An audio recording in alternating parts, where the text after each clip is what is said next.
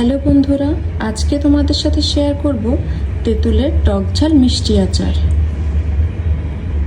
আসসালামু আলাইকুম, ওয়েলকাম করছি আমার চ্যানেলে। আজকে আপনাদের সাথে শেয়ার করব তেঁতুলের আচারের রেসিপি। চলুন শুরু করা যাক। আমি এখানে নিয়েছি দুটো আস্ত রসুনের গোটা, সেটাকে একটু থেতলিয়ে নিয়েছি। এটা এখন তেলে দিয়ে দিব। গোটা রসুনের কোয়াগুলো কিছুক্ষণ একটু ফ্রাই করে নেব। এ পর্যায়ে রসুনের কালারটা কিছুটা চেঞ্জ হয়ে আসলে এর মধ্যে দিয়ে দিব গোটা পাঁচফোড়নের মশলা। দিয়ে দিচ্ছি খুব সামান্য পাঁচফোড়ন, একটু ভেজে নেব। আজ আমি নিয়েছি হাফ কিলো তেঁতুল। তেঁতুলটাকে 2 ঘন্টা আগে একটু পানিতে ভিজিয়ে রাখতে হবে, তারপরে হাত দিয়ে চটকিয়ে একটু নরম করে নিতে হবে। এ পর্যায়ে দিয়ে দিব তেঁতুল।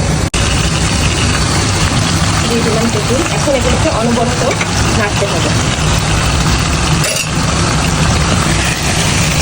খুব ভালোভাবে মিক্স করে নিব।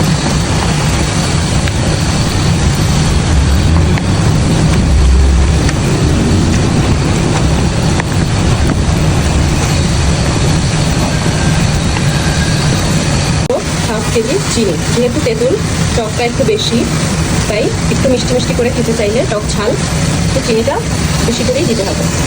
আমি এ পর্যায়ে অল্প চিনি দিলাম।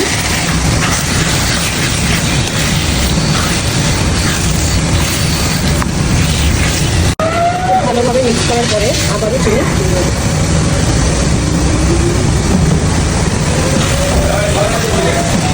পরিমাণ মতো লবণ দিয়ে দিব, চিলি ফ্লেক্স। ঝালটা আপনাদের যার যার পছন্দ মতো করে দিব। অল্প সামান্য মরিচের গুঁড়া, 1 চা চামচ পাঁচফোড়ন মশলা দিয়ে দিব, সামান্য পরিমাণে বিট লবণ। সব উপকরণ দেওয়া শেষ। এটাকে খুব ভালোভাবে মনে রাখবেন, চুলার আঁচটা যেন সবসময় মিডিয়াম লোতেই থাকে।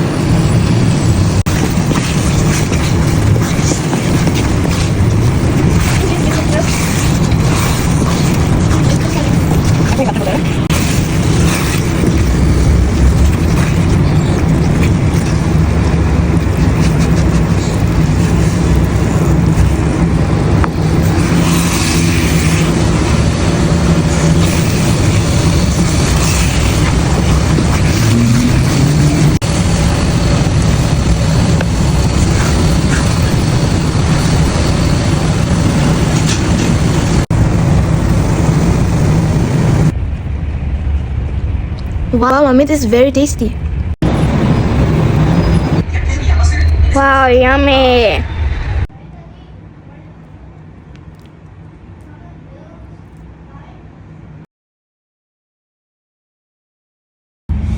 এমন একটি এয়ারটাইট কন্টেনারে আপনারা তেঁতুলের আচারটি বাহিরে রেখে 3 থেকে 4 মাস আর ফ্রিজে রেখে 1 বছরও খেতে পারবেন।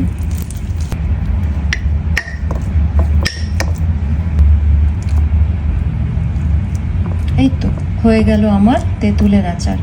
সারা বছর সংরক্ষণ করে খাওয়া যাবে। Thank you. for watching my video. Please subscribe my channel.